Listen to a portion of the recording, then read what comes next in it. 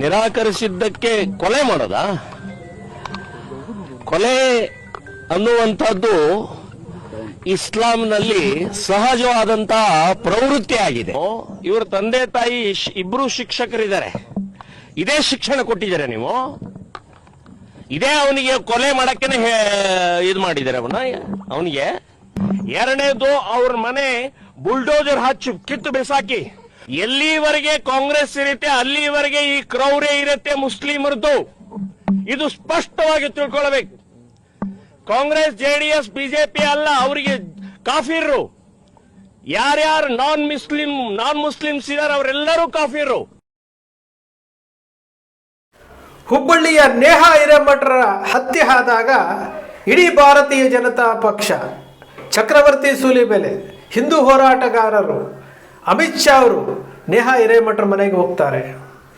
ನೇಹಾ ಹಿರೇಮಠರ ಹತ್ಯೆಗೂ ಲಾವಣ್ಯ ಹತ್ಯೆಗೂ ಯಾವುದಾದ್ರೂ ವ್ಯತ್ಯಾಸ ಇದೆಯಾ? ಇಲ್ಲಿ ಪ್ರಮೋದ್ ಮುತಾಲಿಕ್ ಅವರು ಮಾತನಾಡಿರುವಂತಹ ವಿಡಿಯೋ, ಅವ್ರು ಹೇಳ್ತಾರೆ ಪ್ರತಿಯೊಬ್ಬರ ಮನೆಯಲ್ಲೂ ತಲ್ವಾರ್ ಇಡಬೇಕು, ಚಾಕು ಇಡಬೇಕು, ಬರ್ಜಿ ಇಡಬೇಕು, ಇದನ್ನು ಕರೆ ಕೊಡ್ತಾರೆ. ಯುವಕರ ಕೈನಲ್ಲಿ ತ್ರಿಶೂಲ, ಓದುವಂತಹ ಯುವಕರ ಕೈನಲ್ಲಿ ತ್ರಿಶೂಲ, ಏನು ಹಿಂದೂ ಧರ್ಮ ಅಪಾಯದಲ್ಲಿದೆ, ಹಿಂದೂ ಧರ್ಮ ಅಪಾಯದಲ್ಲಿದೆ ಅಂತ ಹೇಳ್ಕೊಂಡು ಅವರ ಭವಿಷ್ಯದ ಜೊತೆ ಯಾಕೆ ಈ ರೀತಿಯಾದಂತಹ ಚೆಲ್ಲಾಟಗಳನ್ನು ಆಡ್ತಾ ಇದ್ದಾರೆ? ಇವತ್ತು ಲಾವಣ್ಯನ ಕೊಂದಂಥವನ ತಲವಾರು ಹಿಡ್ಕೊಂಡು ಬಂದು ಲಾವಣ್ಯನ ಅಟ್ಟಾಡಿಸ್ಕೊಂಡು ಹೊಡಿತಿದ್ರು ಸಹ ಬಸ್ ಸ್ಟ್ಯಾಂಡ್ನಲ್ಲಿ ಯಾರೂ ಸಹ ಅದನ್ನು ತಡೆಯುವಂತಹ ಪ್ರಯತ್ನ ಮಾಡಲಿಲ್ಲ. ಬಂಟ್ವಾಳದ ಬಸ್ ಸ್ಟ್ಯಾಂಡ್ನಲ್ಲಿ ಅಟ್ಟಾಡಿಸ್ಕೊಂಡು ಹೋಗ್ತಾ ಇರುವಂತಹ CC ಕ್ಯಾಮ್ರಾ ವಿಡಿಯೋಗಳು ಬಂದಿದೆ. ಇವತ್ತು ನಮ್ಮ ಸ್ಯಾಟಲೈಟ್ ಚಾನೆಲ್ಗಳು ಅದನ್ನು ಬೆಚ್ಚಿ ಬೀಳಿಸುವಂತಹ ಬ್ರೇಕಿಂಗ್ ನ್ಯೂಸ್ ಅಂತ ಕೊಡ್ತಾ ಇದ್ದಾರೆ. ನಮ್ಮದೇ ಯೂಟ್ಯೂಬ್ ಚಾನೆಲ್ಗಳು ವ್ಯೂಸ್ಗೋಸ್ಕರವಾಗಿ ಬೆಚ್ಚಿ ಬೀಳಿಸುವಂತಹ ಮತ್ತೊಂದು ವಿಡಿಯೋ ಬಂದಿದೆ ನೋಡಿ.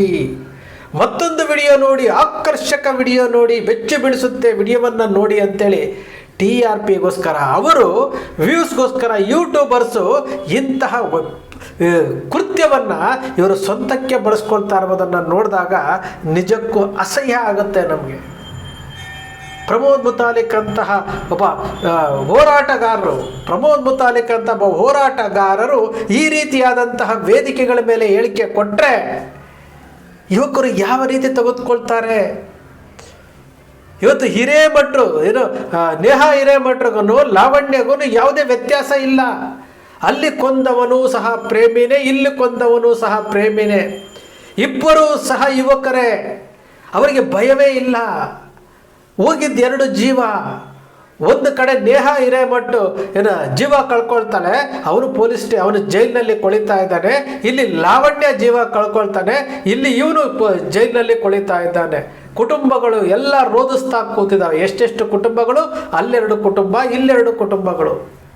ನಾವು ನೋಡ್ತಾ ಇದ್ದೀವಲ್ಲ, ಏನನ್ನ ಸಾಧನೆ ಮಾಡಲಿಕ್ಕೆ ಹೋಗ್ತಾ ಇದ್ದೀವಿ ನಾವು? ಯಾವ ಸಾಧನೆ ಮಾಡಲಿಕ್ಕೆ? ನಾನು ಪದೇ ಅದನ್ನೇ ಹೇಳ್ತಾ ಇದ್ದೀನಿ. ನೀವು ರಾಜಕೀಯ ಲಾಭಕ್ಕೋಸ್ಕರವಾಗಿ, ಓಟಿನ ಲಾಭಕ್ಕೋಸ್ಕರವಾಗಿ ಹಿಂದೂ ಧರ್ಮವನ್ನು ಬಳಸ್ಕೊಂಡು ಹಿಂದೂ ಧರ್ಮ ಅಪಾಯದಲ್ಲಿದೆ ಅಂತ ಹೇಳ್ಕೊಂಡು ಹಿಂದೂ ಧರ್ಮದ ಯುವಕರಿಗೆ ಈ ರೀತಿಯಾದಂತಹ ಹೇಳಿಕೆಗಳನ್ನು, ಈ ರೀತಿಯಾದಂತಹ ಪ್ರಚೋದನಾ ಮಾತುಗಳನ್ನು ಹೇಳಲಿಕ್ಕೆ ಹೋಗಬೇಡಿ. ಹಿಂದೂ ಧರ್ಮಕ್ಕೆ ಯಾವತ್ತೂ ಅಪಾಯ ಬಂದಿಲ್ಲ. ನೂರಾರು ವರ್ಷಗಳ ಕಾಲ ಮೊಘಲರು ಭಾರತವನ್ನು ಆಳಿದ್ರು. ಆ ಮೊಘಲರಿಗೆ ಭಾರತಕ್ಕೆ ಬರೋದಕ್ಕೆ ಸಹಾಯ ಮಾಡಿದಂಥವ್ರು, ಅವರು ಆಡಳಿತದಲ್ಲಿದ್ದಂಥವರು ನಮ್ಮದೇ ಭಾರತೀಯರು 2%ನವರು. ನಾವು ಹಿಂದೂಗಳು ಅಂತ ಹೇಳ್ಕೊಳ್ತಾ ಇದ್ದಾರಲ್ಲ, 2%ನವರು ಅವರೇ ಸಹಾಯ ಮಾಡಿದ್ದು. ಅವರ ಆಡಳಿತಕ್ಕೆ ಸಹಾಯ ಕೊಟ್ಟಿದ್ದು ಅವರೇ. ಬ್ರಿಟಿಷರ ಆಡಳಿತದಲ್ಲಿದ್ದಿದ್ದು ಅವರೇ. ಇವತ್ತು ಸಹ ಅವರೇ ಇರುವಂಥದ್ದು, ಅವರೇ ಎತ್ತಿ ಕೊಡ್ತಾ ಇರುವಂಥದ್ದು. ಈ ರೀತಿ ಶೋಷಿತ ವರ್ಗಗಳು, ಈ ಶೂದ್ರ ಸಮುದಾಯವನ್ನು ಟಾರ್ಗೆಟ್ ಮಾಡಿಕೊಂಡು ಅವರ ಕೈನಲ್ಲಿ ಚಾಕು, ಕತ್ತಿ ಎಲ್ಲ ಕೊಟ್ಟು ಅವರ ಜೀವನವನ್ನು ಹಾಳು ಮಾಡ್ತಾ ಇರುವಂಥದ್ದು. ದಯಮಾಡಿ ಹಿಂದೂ ಧರ್ಮಕ್ಕೆ ಯಾವ ಕಾಲದಲ್ಲೂ ಅಪಾಯ ಇಲ್ಲ. ಹಿಂದೂ ಧರ್ಮವನ್ನು ಯಾರೂ ಸಹ ನಾಶ ಮಾಡೋದಕ್ಕೆ ಆಗದೇ ಇಲ್ಲ. ಅಂತಹ ಶ್ರೇಷ್ಠವಾದಂತಹ ಧರ್ಮ ಇದು. ನೀವು ಮಾಡ್ತಾ ಇರೋದು ಹೆಂಗೆ ಅಂತಂದರೆ ಬಲಪಂಥ, ಎಡಪಂಥ, ಅವನು ಕಾಂಗ್ರೆಸ್ಸು, ಇವನು BJP ಅಂತೇಳಿ ಇಡೀ ಪವಿತ್ರವಾದಂತಹ ಹಿಂದೂ ಧರ್ಮವನ್ನು ಓಟಿಗೋಸ್ಕರವಾಗಿ ಡಿವೈಡ್ ಮಾಡ್ತಾ ಇರೋದನ್ನು ಫಸ್ಟು ಬಿಡಿ. ಇಡೀ ಕರ್ನಾಟಕದಲ್ಲಿ ನೀವು ನೋಡ್ತಾ ಬನ್ನಿ, 31 ಜಿಲ್ಲೆಯಲ್ಲಿ 6.25 ಕೋಟಿ ಜನಸಂಖ್ಯೆಯಲ್ಲಿ 1 ಕೋಟಿ ಜನಸಂಖ್ಯೆಯನ್ನು ಮುಸಲ್ಮಾನರನ್ನು ತೆಗೆದುಬಿಟ್ಟುಬಿಟ್ರೆ ಇನ್ನು ಉಳಿದಿರುವಂತಹ 5.5 ಕೋಟಿ ಜನಸಂಖ್ಯೆ ಹಿಂದೂಗಳೇ ಅಲ್ವಾ? ಆ ಹಿಂದೂಗಳ ಅಪಾಯದಲ್ಲಿದೆ ಅಂತೇಳಿ ಬಾಯಿ ಬಡ್ಕೊಳ್ತಾ ಇರ್ಬೋದು ಯಾರು? ಒಂದು 5-6 ಜನ, ಒಂದಷ್ಟು ಜನ, ಅಷ್ಟು ಬಿಟ್ಟರೆ ಬೇರೆ ಯಾರಿದ್ದಾರೆ? ಆ ಜನಗಳ ಮಾತನ್ನು ಕೇಳಿಕೊಂಡು ಇದೇ ಸತ್ಯ ಅಂತ ಹೋಗ್ತಾ ಇದ್ದೀರಲ್ಲ. ನಿಜಕ್ಕೂ ಪ್ರಮೋದ್ ಮುತಾಲಿಕ್ ಅವರಂತಹ ಹೋರಾಟಗಾರರನ್ನು ನೋಡಿ ಬೆಳೆದಂಥವರು ನಾವು.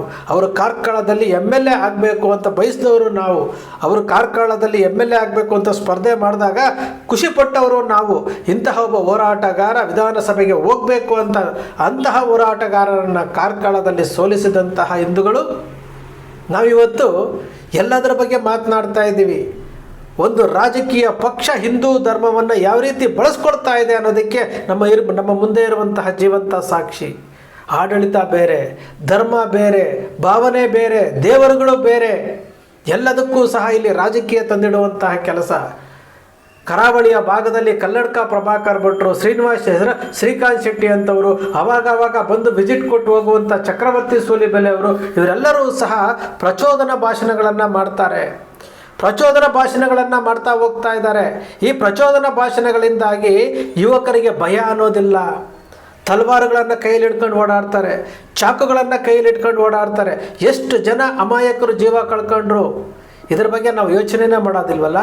ದೇಶ ಮುಖ್ಯ ರೀ, ದೇಶ ಮುಖ್ಯ, ನಮ್ಮ ಧರ್ಮ ಮುಖ್ಯ ಅಂತಂದರೆ ಧರ್ಮವನ್ನು ಕಟ್ಟಬೇಕಾದಂಥದ್ದು, ಧರ್ಮವನ್ನು ಕಾಪಾಡಬೇಕಾಗಿರುವಂಥದ್ದು, ಧರ್ಮದ ಆಚರಣೆಗಳನ್ನು ಮಾಡಬೇಕಾಗಿರುವಂಥದ್ದು, ಅದನ್ನು ಹೇಳ್ಕೊಡ್ಬೇಕಾಗಿರುವಂಥದ್ದು ಹಿಂದೂ ಹೋರಾಟಗಾರರ ಕರ್ತವ್ಯ.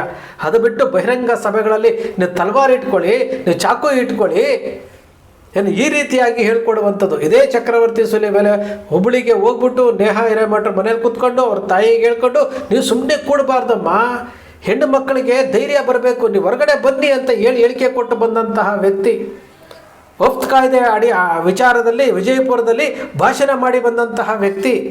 ಈ ವ್ಯಕ್ತಿಗೆ ಏನಾದರೂ ನಾನು ಏನು ಮಾಡ್ತಾ ಇದ್ದೀನಿ ಅನ್ನೋದೇನಾದರೂ ಗೊತ್ತಿದೆಯಾ? ಇವತ್ತು ಲಾವಣ್ಯ ಜೀವ ಹೋಯ್ತಲ್ಲ, ಯಾರು ಕೊಡ್ತಾರ್ರಿ? ಇದರ ಬಗ್ಗೆ ಏನಾದರೂ ಯಾರಾದರೂ ಸ್ಟೇಟ್ಮೆಂಟ್ ಕೊಟ್ಟಿದ್ದಾರಾ ಅಂತಂದರೆ ಯಾರೂ ಸ್ಟೇಟ್ಮೆಂಟ್ ಕೊಡೋದಿಲ್ಲ. ಹರ್ಷನ ಹತ್ಯೆ ಆಗುತ್ತೆ, ಪ್ರವೀಣ್ ನೆಟ್ಟಾರ್ ಹತ್ಯೆ ಆಗುತ್ತೆ.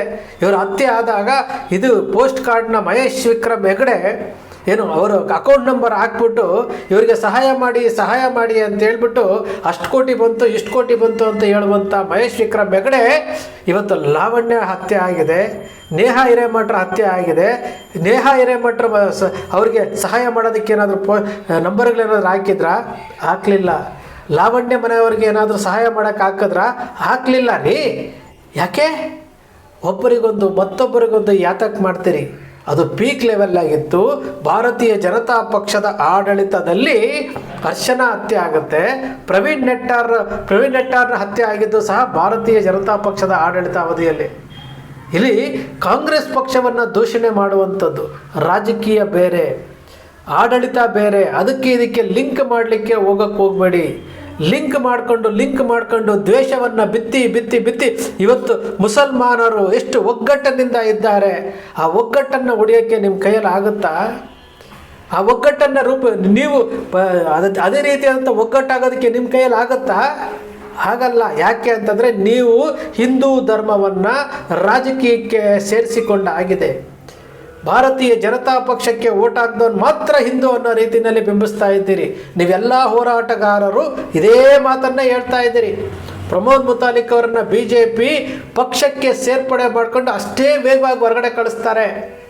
ಪ್ರಮೋದ್ ಮುತಾಲಿಕ್ ಅವರು ಕಾರ್ಕಳದಲ್ಲಿ ಸ್ಪರ್ಧೆ ಮಾಡಿದಾಗ ಇದೇ ಭಾರತೀಯ ಜನತಾ ಪಕ್ಷದ ಸುನೀಲ್ ಕುಮಾರ್ ಅವರು ಯಾವ್ಯಾವ ಮಾತುಗಳಿಂದ ನಿಂದಿಸಿದ್ರು, ಇದೇ BJPಯವರು ಅವರನ್ನು ಸೋಲಿಸ್ತಾರೆ.